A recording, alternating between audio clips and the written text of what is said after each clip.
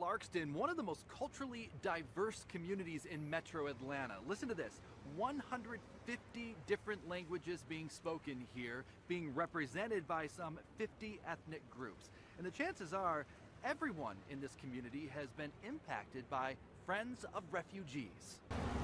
When you walk around Clarkston, a population of about 15,000, you quickly notice its diversity. People from all over the world call this small DeKalb County city home. The nonprofit Friends of Refugees exists to welcome newcomers here to the U.S. and help them acclimate to American life. I've always wanted to do something for my community. Katera Barati came to the U.S. from Afghanistan when she was 14 years old, not knowing English. More than 10 years later, she's in college and working as a program coordinator at Friends of Refugees. Me and the program being able to help the mom be on their own feet and be able to, do things on their own makes me so happy. It makes my heart feel so warm. The Office of Refugee Resettlement provides short-term cash and other help to new arrivals, but those federal services end after 8 months. Friends of Refugees picks up where ORR leaves off. Help refugees thrive in the U.S., not just survive, not just make it to the next day, but really everything from helping to find and start businesses to literacy is a huge thing. A church within walking distance to a mosque in Clarkston. Rusty Pritchard is the director of faith integration at Friends of Refugees. He works as a liaison between Clarkston's several religious groups. So much more of a rich experience when you don't feel like you're on your own. And Friends of Refugees has a goal of raising $875,000 by the end of the year. They're almost there, $517,000 raised thus far. They need your help. In Clarkston, Don Shipman, Atlanta News First. Thank you so much for joining us here at Atlanta News First Plus as we continue our week of charity, closing it out with the Friends of Refugees, a wonderful organization that is helping so many starting a new life in the United States. I myself am an immigrant, and I can speak to the support and how impactful that is on someone as they're starting a new life in a very different place. So Helen Shuford with the Friends of Refugees Board Chair and Rusty Pritchard, thank you so much for joining us. Talk to me a little bit about this organization for those who haven't heard about it before. All right, so Friends of Refugees' mission is to have refugees experience abundant life and flourishing communities. And not everybody knows, but Clarkston, Georgia is the most diverse square mile in all of the United States. And it is a U.S. sanctioned resettlement city. So when refugees who have been very highly vetted come to the United States, they go different places, and Clarkston is one of them. And we help them to live a thriving life after they've gone through the process of getting into Clarkston. So we have 3 big pillars of education and employment and well-being, and we have several programs under each pillar. And talk to me about those pillars, because each one of them are so important on their own. Primarily that last one, creating a support system and connection for people that are starting fresh and they don't have that offered to them. Talk to me a little bit about the people that you see that come through. Yes. So right now, lots of Afghan refugees are in our Clarkston area.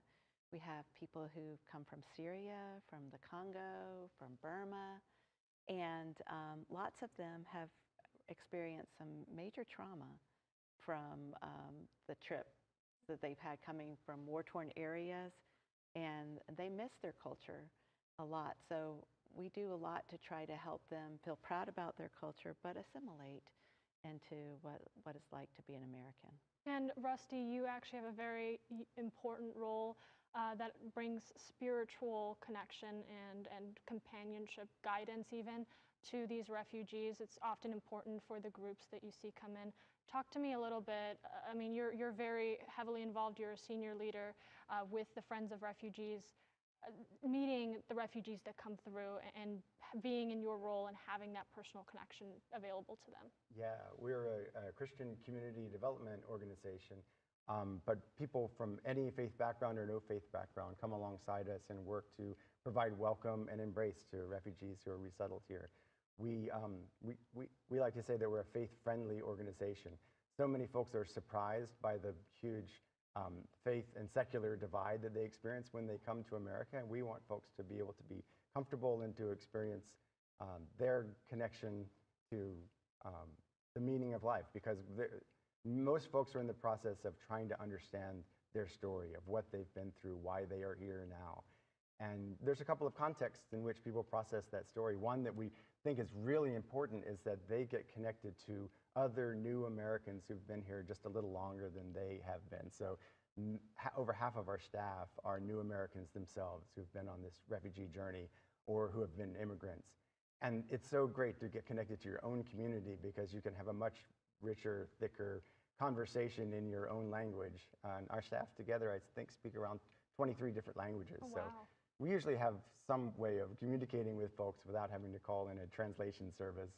We think that's really important, to get connected to your own community in terms of processing what's gone on and recovering from that experience. If it wasn't traumatic to flee your home because of violence, persecution, the threat of torture, then if you didn't experience trauma then being in a refugee camp for up to 7 years and then making your way to a brand new country, those are all things that turn your life upside down. So that process of recovering from trauma and grief and loss is really important. The other piece of the puzzle is becoming integrated culturally into the US and being able to have a network of American friends. So we work a lot at exactly being friends of refugees, because the degree to which people are able to prosper and flourish here is the degree to which they're able to choose how American they want to become, which parts of their own culture and heritage they're able to bring forth and share in their new context, and what they like about America and what kind of choices they can make once they're here. To do that requires friends, relationships. And on your website, you highlight some of the success stories of refugees that are flourishing in their new lives. Talk to me a lot about the ones that have kept a place in your own hearts.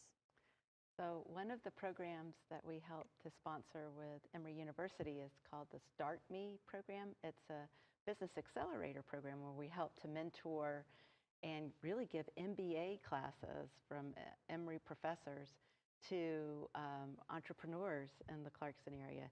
So some of the stories that are really close to my heart are the entrepreneurs who English might be their fourth language, and they're figuring out how to be a successful business person in the United States. So I've helped to mentor people who had clothing stores, restaurants, daycare for other refugee families. So that's very life-giving to me to see them. And that really gives back to the Clarkston community and Georgia communities here across the state.